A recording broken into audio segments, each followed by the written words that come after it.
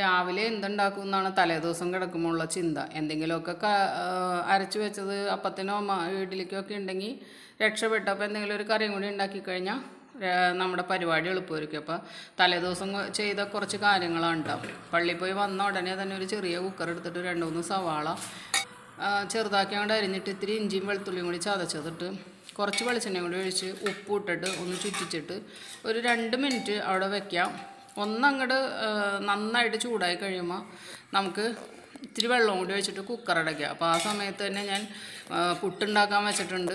പുട്ടിൻ്റെ പൊടി നനച്ചത് കുറച്ചിരിപ്പുണ്ടായിരുന്നു. ഒരു കഷ്ണത്തിനുള്ളത് ഒരു കണ അതിനുള്ളതുണ്ട്. അപ്പോൾ അത് ഉണ്ടാക്കാൻ വെച്ചിട്ടുണ്ട്. അപ്പോൾ പുട്ടുകുടത്തിൽ മുട്ടയും കൂടി ഇട്ട് മുട്ട പുഴുങ്ങിയെടുക്കുക.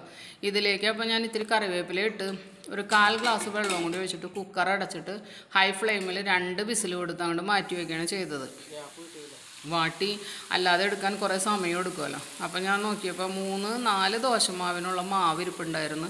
അത് പുറത്തെടുത്ത് വെച്ചിട്ടാണ് പള്ളി പോയത്. പിന്നെ 2 ദിവസം മുമ്പ് അരച്ച് വെച്ച് 2 ദിവസം ഇഡ്ഡലി ഉണ്ടാക്കിയിട്ട് അതിന് ബാക്കിയുള്ള മാവാണ് എടുത്തേക്കണത്. അപ്പോൾ ദോശ അത്രയ്ക്ക് അങ്ങോട്ട് പെർഫെക്റ്റ് ആയിട്ടില്ല, എന്നാലും കുഴപ്പമില്ല. അല്ലെങ്കിൽ ആ മാവ് അവിടെ ബാക്കിയിരിക്കൂലേ.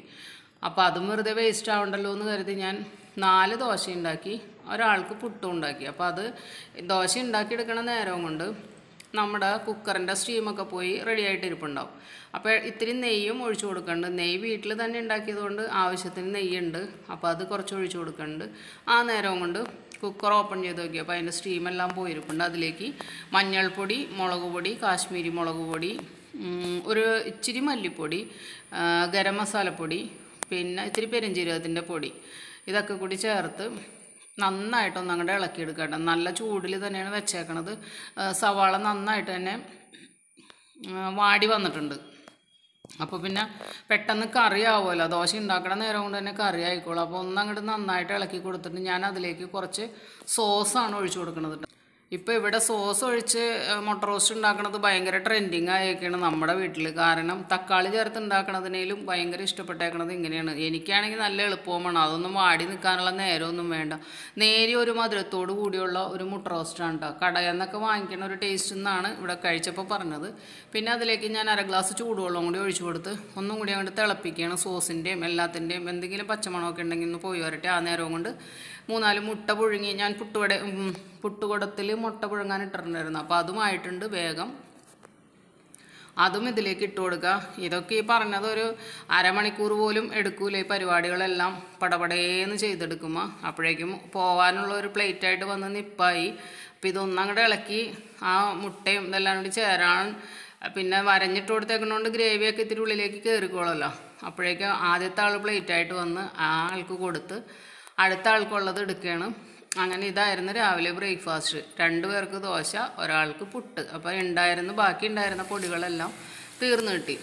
അതിനുശേഷം നമ്മുടെ തുണി വിരിക്കലും പിടുത്ത പാത്രങ്ങളെല്ലാം കഴുകലും കഴിഞ്ഞതിന് ശേഷം ഞാൻ വിചാരിച്ചു മീൻ കറി വയ്ക്കാമെന്ന് ഓർത്തപ്പോൾ ഓരോ ദിവസവും ഓരോ രീതിയിലാണല്ലോ വയ്ക്കുന്നത്. അപ്പോൾ ഒരു ചട്ടി അടുപ്പത്ത് വെച്ചിട്ട് അതിലേക്ക് ഇഞ്ചി, പച്ചമുളക്, വെളുത്തുള്ളി, സവാള, കറിവേപ്പില ഇത്രയും ചേർത്ത് ഒന്നങ്ങോട്ട് നന്നായിട്ട് തന്നെ വഴറ്റിയെടുക്കുക. അതിനുശേഷം അതിലേക്ക് പൊടികൾ മഞ്ഞൾപ്പൊടി, മുളക് പൊടി, മല്ലിപ്പൊടി ഇച്ചിരി മുമ്പ് ചേർക്കുന്നുണ്ട് കേട്ടോ, അധികം ചേർക്കുന്നുണ്ട്. പിന്നെ 2-3 കഷ്ണം കുടപ്പുളിയും കൂടി ഇപ്പം തന്നെ ഞാൻ ഇട്ട് കൊടുത്തിട്ടുണ്ട്. ഇനി അതൊന്ന് നന്നായിട്ട് മൂത്ത് വരട്ടെ. അതിനുശേഷം തേങ്ങാപ്പാൽ ഒഴിച്ചാണ് വെക്കണത്. വെളിച്ചെണ്ണ പോരായിക്കുണ്ടെങ്കിൽ ഇച്ചിരി ഒഴിച്ചു കൊടുക്കുക. അപ്പം ഇത് മൂത്തതിന് ശേഷം തേങ്ങ പാലിൻ്റെ ഇതൊക്കെ നമുക്ക് എടുക്കണം, മീനിൻ്റെ അളവിന് എടുക്കാം. ഞാൻ അരമുറി തേങ്ങ 1.5 ഗ്ലാസ് വെള്ളം ഒഴിച്ച് 2ആം പാൽ എടുത്താണ്ട് 1/2 ഗ്ലാസ് വെള്ളത്തിൽ തലപ്പാൽ എടുത്ത് വെച്ചിട്ടുണ്ട്. അത് നന്നായിട്ട് തിളച്ച് വരട്ടെ. നന്നായിട്ട് തിളച്ചതിന് ശേഷം ഉപ്പും പുളിയൊക്കെ ഒന്ന് നോക്കുക. അതിന് ശേഷം നമുക്ക് മീനിട്ട് കൊടുക്കാം. ഞാൻ വെച്ചത് പിലോപ്പിയാണ്. 1 പിലോപ്പിയാണ് വാങ്ങിയത്. 1/2 കിലോ ഉണ്ടായിരുന്നു. അപ്പോൾ ചെറിയ പീസായിട്ട് നുറുക്കി കെട്ടിലെ പിലോപ്പിയായിരുന്നു. അപ്പോൾ വരാപ്പുഴ മാർക്കറ്റിൽ നിന്ന് മേടിച്ചതാണ്. അപ്പം നല്ല ടേസ്റ്റാണ്.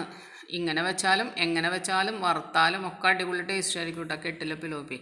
അപ്പോൾ ഇതുപോലെ നുറുക്കിയിട്ട് ഒരു 3-4-5 പീസ് അത്രേ ഉണ്ടാവുള്ളൂ. ഒരെണ്ണമല്ലേ ഉണ്ടാവുള്ളൂ. അപ്പോൾ അതൊക്കെ അതിൻ്റെ അകത്തേക്ക് ഇട്ടിട്ട് ഇനി നല്ല പോലെ ഒന്ന് തിളച്ച് വറ്റി കഴിഞ്ഞ് കഴിയുമ്പോൾ തലപ്പാലും കൂടി ഒഴിക്കുക. അത്രേ ഉള്ളൂ പരിപാടി. എന്നിട്ട് വേണമെങ്കിൽ നമുക്ക് താളിച്ചിടാം കേട്ടോ. താളിച്ചിട്ടാൽ നല്ല ടേസ്റ്റ് തന്നെയാണ്. ഞാൻ എന്തായാലും ഇന്ന് താളിച്ചിട്ടിട്ടുണ്ട്. അപ്പോൾ ആ നേരം കൊണ്ട് സ്റ്റൗവിൻ്റെ സൈഡൊക്കെ ഒന്ന് തുടച്ചതാണ് കേട്ടോ. അവിടെ ഇവിടെയൊക്കെ എന്തെങ്കിലുമൊക്കെ തെറിച്ച് കിടക്കണം കാണുമ്പോൾ ഒരു ബുദ്ധിമുട്ടല്ലേ. അപ്പോൾ അതുകൊണ്ട് അതൊക്കെ ഒന്ന് തുടച്ച് തലപ്പാലൊഴിച്ച് എണ്ണ തെളിഞ്ഞ് വരുമ്പോൾ നമ്മുടെ കറി നിർത്താം. അതിന് ശേഷം നമുക്കൊന്ന് താളിച്ചിടാൻ ചെയ്യാം കേട്ടോ. അപ്പോൾ ഒന്ന് ഇളക്കി കൊടുക്കുക. പിന്നെ കയ്യിലിട്ട് നമ്മൾ ചിച്ചിച്ച് കഴിഞ്ഞ് കഴിഞ്ഞാൽ മീൻ കഷ്ണങ്ങൾ പൊടിഞ്ഞു പോകും. അപ്പോൾ കഴിഞ്ഞ ദിവസം ഞാൻ പോർക്കിറച്ചി പറ്റിച്ച് വെച്ചത് കാണിച്ചായിരുന്നല്ലോ. അപ്പം അന്ന് അതിൻ്റെ പിറ്റേ ദിവസം ചെയ്താണിട്ടത്. അപ്പം ഞാൻ നോക്കിയപ്പോൾ 2-3 കഷ്ണം കപ്പയിരിപ്പുണ്ടായിരുന്നു. അപ്പോൾ പോർക്കിറച്ചി വെച്ച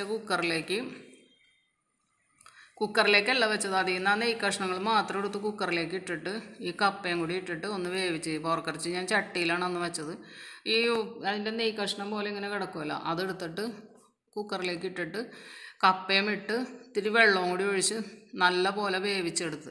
പിന്നെ തലേ ദിവസം പോർക്കിറച്ചി ഒലത്തിയതിൻ്റെ ആ ചട്ടി ഒന്ന് ഇച്ചിരി ചൂടുവെള്ളം ഒഴിച്ച് തിളപ്പിച്ച് അതും കൂടി ഇതിലേക്ക് ഒഴിച്ചു കൊടുത്ത്, അതിലും കുറച്ച് നെയ്യൊക്കെ ഉണ്ടാവുമല്ലോ, അപ്പോൾ അതും കൂടി ഒഴിച്ച് കൊടുത്തിട്ട് നമുക്കൊന്ന് താളിച്ചെടുക്കാമെന്ന് വിചാരിച്ച്. നല്ല ടേസ്റ്റായിരിക്കും. അപ്പോൾ അത് വാടി വന്ന നേരം കൊണ്ട് നമ്മൾ മീൻകറിയും ഒന്ന് നോക്കാം കേട്ടോ. മീൻകറിയുടെ ഉപ്പും പുളിയൊക്കെ നോക്കുക. തലപ്പാലം ഒഴിച്ചു കൊടുക്കുക. ആ തലപ്പാലം ഒഴിച്ചിട്ട് ജസ്റ്റ് 1-2 തിള വരുമ്പോൾ ഞാൻ പതുക്കേണ്ട അത് കയ്യിൽ വെച്ച് തൊടണത്, സ്പീഡിലിട്ടേക്കണോണ്ടാണ് അങ്ങനെ തോന്നണത്. എന്നിട്ട് താളിച്ചിടുക. ഇതിലേക്ക് പൊടികളായിട്ട് നമ്മൾ ഇറച്ചിയിൽ ചേർക്കണ പൊടികൾ തന്നെ മല്ലിപ്പൊടി, മുളക് പൊടി, മഞ്ഞൾപ്പൊടി, മസാലപ്പൊടി, കുരുമുളക് പൊടി അതൊക്കെ ചേർക്കുക. അതിലേക്ക് നമ്മൾ കുക്കറിൽ വേവിച്ച് വെച്ചേക്കണം അത് ചേർത്ത് കൊടുക്കുക കേട്ടോ. അപ്പോൾ ഉച്ചയ്ക്ക് സത്യം പറഞ്ഞു കഴിഞ്ഞാൽ ഈ കപ്പയാണ് തിന്നത്. കപ്പയും ഇറച്ചിയും വെച്ച്, ഇറച്ചി എന്ന് പറയാനില്ല, ആ നെയ്യൊക്കെ കൂടി വെച്ചതാണ് കഴിച്ചത്. അപ്പോൾ നല്ല ടേസ്റ്റാണ്. ഇങ്ങനെ വയ്ക്കുമ്പോൾ നല്ല ടേസ്റ്റ് എന്ന് വെച്ചാൽ നല്ല ടേസ്റ്റാണ്. ഒരുപാട് അങ്ങോട്ട് കുഴഞ്ഞു പോകരുത്. കപ്പ ഇങ്ങനെ വിട്ട് നിൽക്കണം. അതിലേക്ക് വേണമെങ്കിൽ ഇത്തിരി കുറച്ച് സവാള ഒന്ന് കുരൂരാന്നരിഞ്ഞ് മുകളിൽ ടോപ്പ് ചെയ്ത് കൊടുത്താലും കഴിക്കാൻ നേരത്ത് അടിപൊളി ടേസ്റ്റ് ആയിരിക്കും. അപ്പോൾ അത് റെഡി ആയിട്ടുണ്ട്. നമ്മുടെ മീൻകറി സെറ്റായിട്ടുണ്ട്. ഇനി മീൻകറി ഒന്ന് താളിച്ചിട്ടാൽ മാത്രം മതിയല്ലോ. അപ്പോൾ ആ മീൻ വാങ്ങാൻ പോയപ്പോൾ ഇത്തിരി പൂളാനും കൂടി കിട്ടിയായിരുന്നു. പൂളാൻ വറുത്താലും നല്ല ടേസ്റ്റാണ്. അപ്പോൾ അതും വറുത്താൽ ഇന്നത്തെ പരിപാടി ഏകദേശം കഴിയും. അപ്പോൾ ഞാൻ അതിലേക്ക് ഇത്തിരി ഉള്ളിയും മുളകും കൂടി താളിച്ചിട്ട് കറി നല്ല സെറ്റായിട്ടുണ്ട്. നേരത്തെ തന്നെ കറി വെച്ച് അപ്പോൾ കുറച്ച് നേരം ഇരിക്കുമ്പോൾ ഉപ്പും പുളിയൊക്കെ മീനിലേക്ക് നല്ലപോലെ പിടിച്ചിട്ട് നല്ല ടേസ്റ്റ് ആയിരിക്കും. അപ്പോൾ മീൻ കറിയൊക്കെ വെക്കുമ്പോൾ എപ്പോഴും വെച്ചപ്പം തന്നെ അങ്ങോട്ട് കഴിക്കാണ്ട് ഇച്ചിരി നേരത്തെ വെക്കുകയാണെങ്കിൽ നല്ല ടേസ്റ്റിൽ കഴിക്കാൻ പറ്റും നമുക്ക്.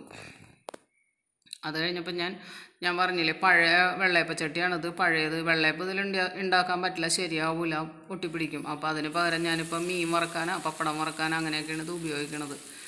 വെറുതെ കളയാൻ പറ്റില്ലല്ലോ.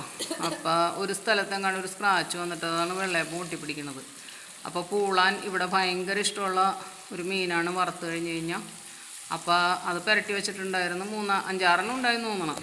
അതും കൂടി വറുത്ത് വെച്ച് കഴിഞ്ഞാൽ നമ്മുടെ ഉച്ചക്കലത്തെയും വൈകുന്നേരത്തെയും ചിലപ്പോൾ പിറ്റേ ദിവസം രാവിലെ ബ്രേക്ക്ഫാസ്റ്റിന് വരെ മീൻകറിയുടെ ചിലപ്പോൾ ബാലൻസ് ഉണ്ടാവും. അപ്പോൾ അത്രയും പരിപാടി കഴിഞ്ഞപ്പോൾ അതൊക്കെ കഴിഞ്ഞ് കുറച്ച് നേരം റെസ്റ്റ് കഴിഞ്ഞിട്ട് കുറേ ദിവസമായി ഫ്രിഡ്ജ് ഒന്ന് ക്ലീൻ ചെയ്യണം, ഡീപ്പ് ക്ലീൻ ചെയ്യണമെന്ന് വിചാരിക്കണത്. അപ്പോൾ ഓരോരോ സാധനങ്ങളൊക്കെ എടുത്ത് പുറത്ത് വെച്ചേക്കാണ്.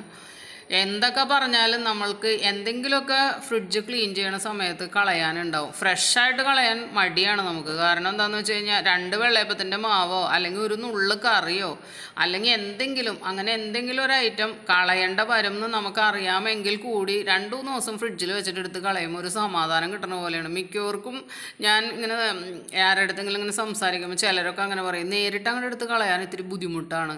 2-3 ദിവസം ഫ്രിഡ്ജിൽ വെച്ച് കഴിയുമ്പോൾ അത് ഉപയോഗിക്കാൻ പറ്റില്ല എന്ന് അറിയുമ്പോൾ എടുത്ത് കളഞ്ഞ് കഴിയുമ്പോൾ അത്രയും അങ്ങോട്ട് ബുദ്ധിമുട്ട് തോന്നൂല എന്ന്. തൈര് ഒഴിച്ച് വെച്ചതിൻ്റെ ഒരു നുള്ള അങ്ങനെയൊക്കെ കേട്ടോ. അപ്പോൾ എന്തായാലും ഞാൻ സാധനങ്ങളൊക്കെ പുറത്തിറക്കിയിട്ടുണ്ട്. ഇനി ഫ്രിഡ്ജ് നല്ലപോലെ തുടച്ച് ക്ലീൻ ചെയ്യണം. ഇത് ഉണക്കച്ചെമ്മീനാണ്. അത് ഞാൻ ഇതുപോലെ 3-4 കവറിലാക്കി കെട്ടി ഫ്രിഡ്ജിലാണ് വെക്കണത്. ഇത് നമ്മുടെ വീട്ടിൽ തന്നെ ഉണ്ടായിരുന്ന പുളി, ഒരു 10-12 പുളി ഇങ്ങനെ നീളത്തിലുള്ളത് തൊണ്ട് കളഞ്ഞിട്ട് അമ്മച്ചി തന്നോട്ട് എടുത്ത് വെച്ചേക്കണതാണ് കേട്ടോ. പിന്നെ അതിൻ്റെ ഇടയിൽ കുറച്ച് ചോക്ലേറ്റ്സ് അങ്ങനത്തെ സാധനങ്ങളൊക്കെ ഉണ്ട്. പിന്നെ ഡോറിൽ കുറേ പൊടികൾ, പിന്നെ എന്തെന്നാ അങ്ങനെ ഈ നമ്മൾ മന്തി മസാല അല്ലെങ്കിൽ മറ്റേ നമ്മുടെ കസൂരി മേത്തി അങ്ങനെയുള്ള സാധനങ്ങൾ, സോസ്, സ്കോഷ്, അച്ചാർ, ഈസ്റ്റ് അങ്ങനെയുള്ള ഒരു വക സാധനങ്ങളൊക്കെ ഫ്രിഡ്ജിൻ്റെ ഡോറിലുണ്ട്. അപ്പോൾ അതൊക്കെ എടുത്തിട്ട് ഇതിൽ ഡേറ്റ് ഓവർ ആയതുണ്ടോ അങ്ങനെയൊക്കെ എല്ലാം നോക്കിയിട്ട് നമുക്ക് നന്നായിട്ട് തുടച്ച് ക്ലീൻ ചെയ്തിട്ട് വേണം എടുത്തു വയ്ക്കാനായിട്ട്.